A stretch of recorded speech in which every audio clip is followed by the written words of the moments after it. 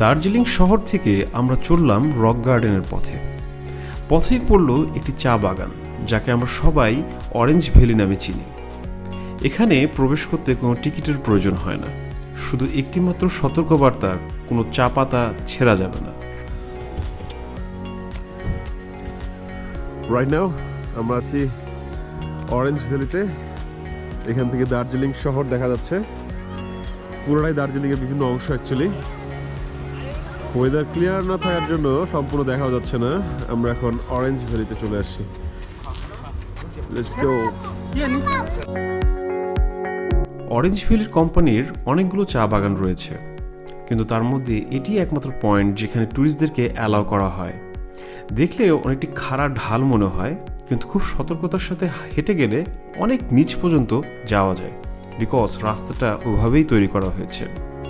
এবং এখান থেকে মোটামুটি দার্জিলিং শহরের একটি সুন্দর একটি ভিউ পাওয়া যায়, যেটি অন্য কোনো জায়গা থেকে আসলে পাওয়া যায় না।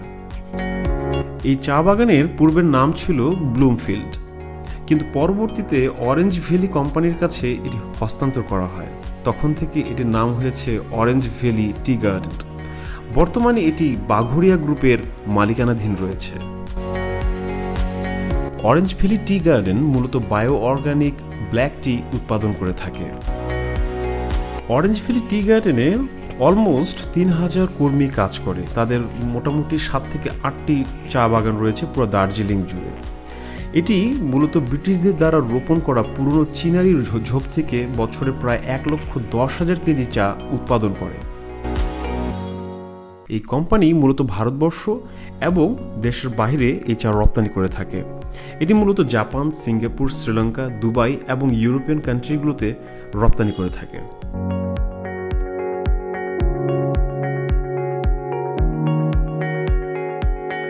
অরেঞ্জ ভ্যালি দেখতে হলে 20 থেকে 30 মিনিটই এনাফ। মোটামুটি ঘোরা হয়ে গেলে এখানে একটি দোকানও রয়েছে তাদের, যেখান থেকে আপনি তাদের চা বাগানের চা কিনতে পারবেন। তো এখান থেকে ঘোরা শেষ হয়ে গেলে আমরা চললাম রক গার্ডেনের পথে।